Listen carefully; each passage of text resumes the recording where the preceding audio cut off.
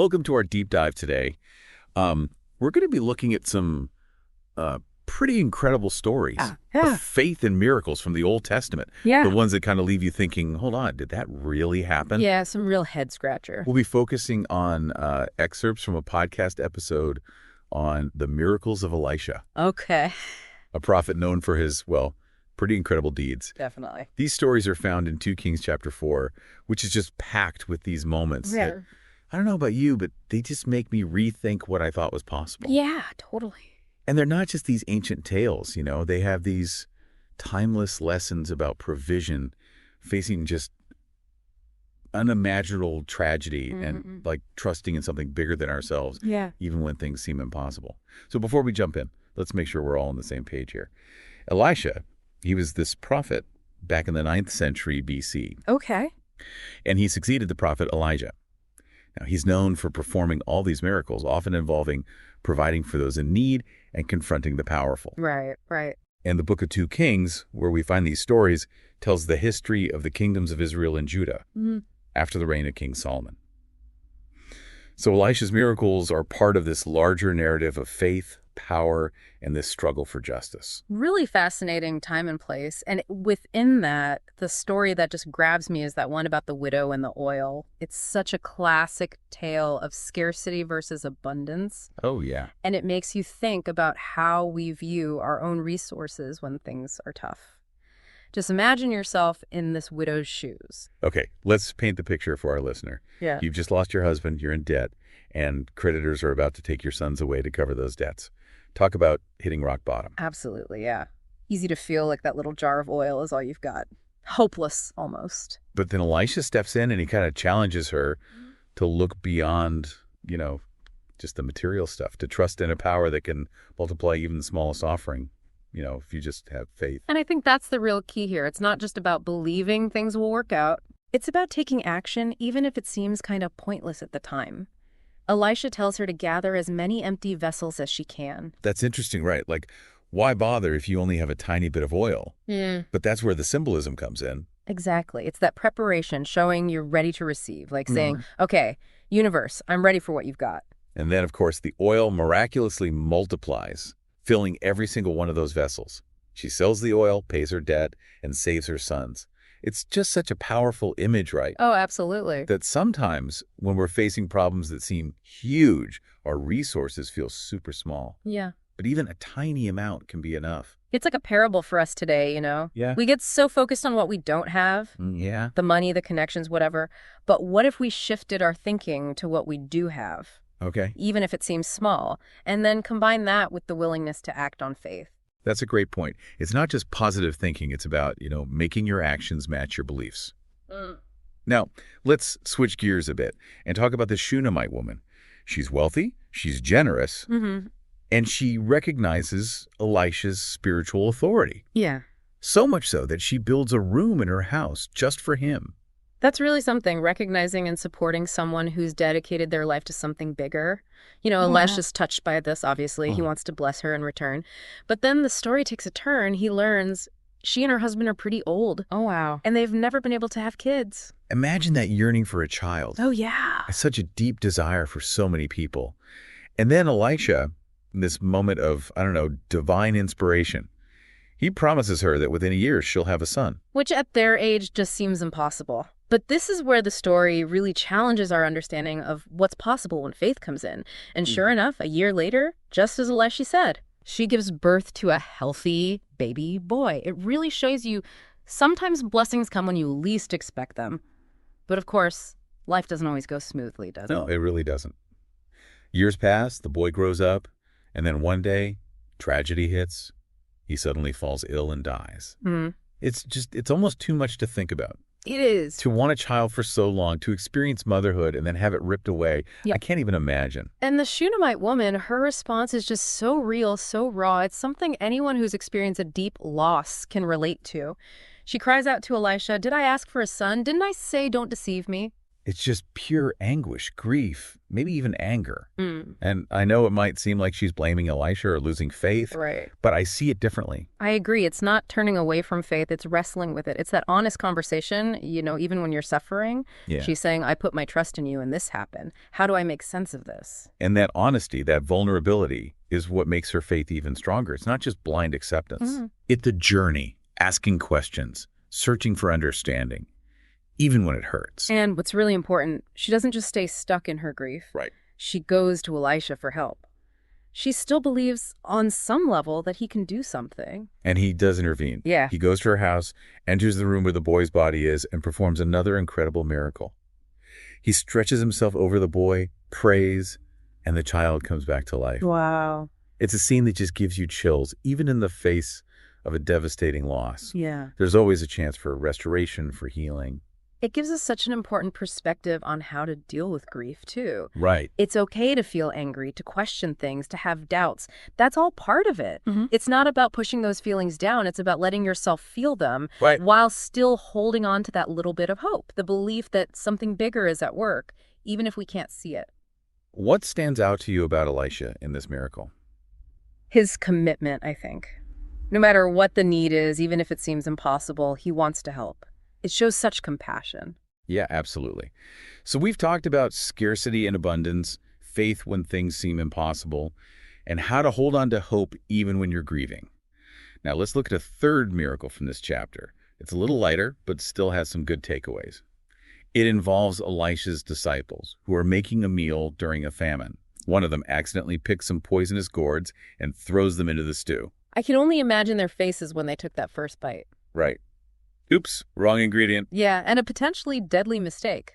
Luckily, they realize what happened and they go to Elisha for help. And Elisha, always thinking on his feet, asks for some flour. He throws it into the pot, and the poison is neutralized.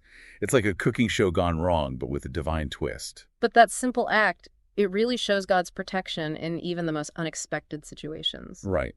We might not be dealing with literal poison. True.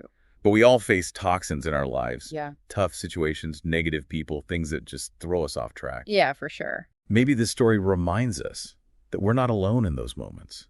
That even when we mess up or things seem terrible, there's a force looking out for us, protecting us. Sometimes we don't even realize it. That's a comforting thought, knowing you're not facing life's ups and downs by yourself. And sometimes the solutions are simpler than we think. I love that. So we have these three very different miracles. Oil that never runs out, a child brought back to life, and detoxified stew. What do you think ties them all together? Well, it's that belief in a power that can overcome anything, right? Providing for people, bringing back life, protecting us from harm. They show how diverse faith can be, how many ways it shows up. Absolutely. And I think that's what makes these stories so timeless. We all go through hard times. We all feel loss and fear. That's free. We've all been in situations that seem impossible to escape. But these stories offer a bit of hope. A reminder that even when things are at their worst, there's something greater than us that can work miracles in our lives, if we're open to it. That's a great point to pause on. But don't go anywhere, because in part 2, we'll continue exploring these stories from 2 Kings chapter 4. Looking forward to it. And go even deeper into the lessons they offer about faith, resilience, and that power of hope. Welcome back to our deep dive into Elisha's miracles, those stories from 2 Kings chapter 4, where the oil multiplies and a kid comes back to life. Oh, and the poison stew. Don't forget that one. That too, yeah.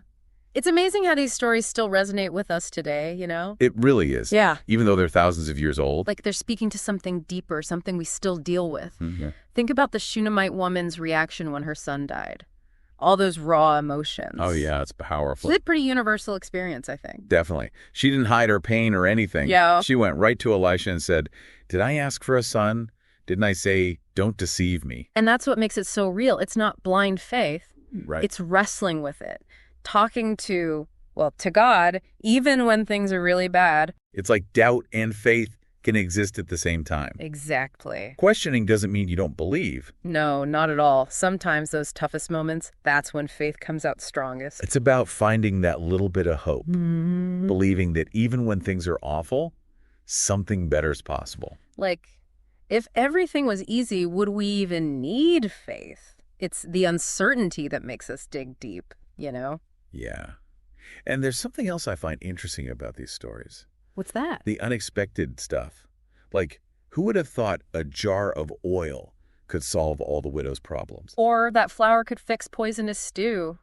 Right. It's crazy. It makes you rethink how miracles work, you know? It's not always these big showy events. Sometimes it's the little things. Exactly. And that's maybe a good reminder to just pay attention. To look for the unexpected. To be open to the possibility of miracles in the everyday stuff. The Shunammite woman could have easily turned away from Elisha. Oh yeah, she was hurting. Blamed him for everything. She didn't. Nope.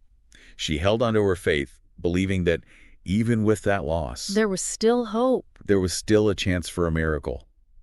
That's a powerful lesson. It really is. It shows that how we view things, how we see our experiences, can change everything. Yeah. It affects how we find hope, even in the tough times. It's about looking past the surface, finding those glimmers of light, trusting that something's working even if we don't understand it. Makes you feel more connected to something bigger than yourself, too. It does. You're not alone in your struggles.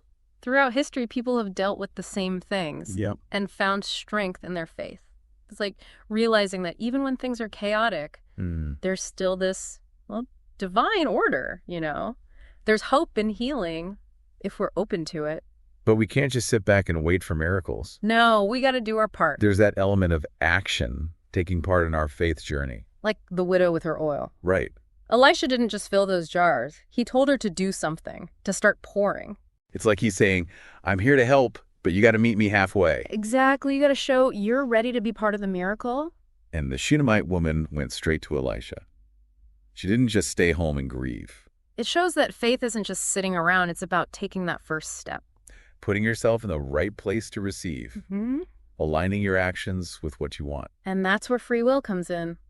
We can choose to believe, Or not. to act or not act, to open up to miracles, or stay closed off. We have a role to play. It's empowering, isn't it? Knowing we have a say in our own spiritual journeys. It is. It's about making choices that shape our lives. That affect what happens. And that's a big lesson from these stories. What is it? Faith isn't just about believing. It's about living that belief, you know? Putting it into practice every day. It's about being human, trying to find meaning, connect with something bigger, finding hope even when it's hard, and making the world better. Sometimes we think of miracles as these big, amazing things. Like parting the sea or walking on water. Things that seem impossible. But these stories with Elisha show us they can be smaller, quieter.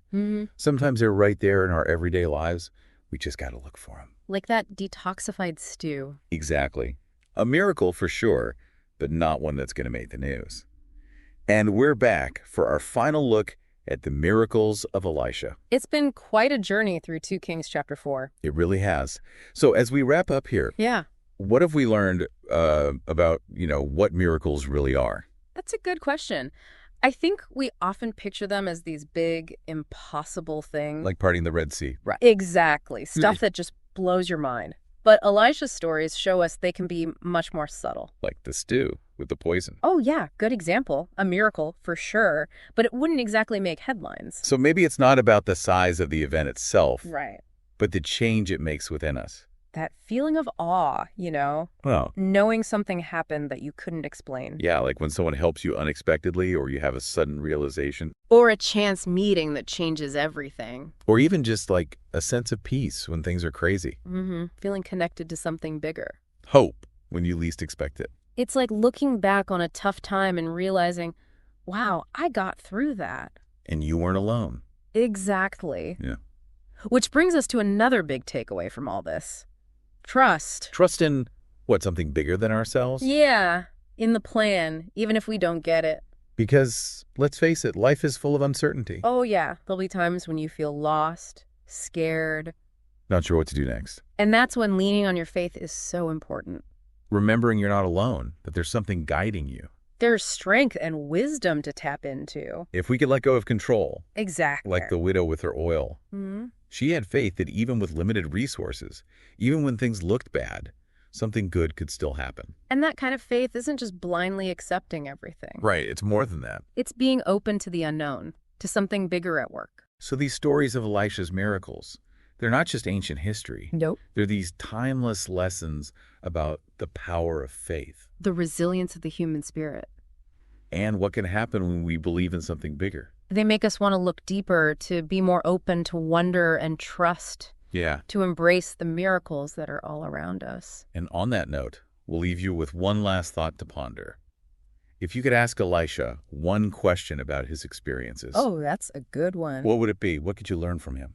Think about that as you keep exploring these stories in 2 Kings. And until next time, stay open to the miracles happening in your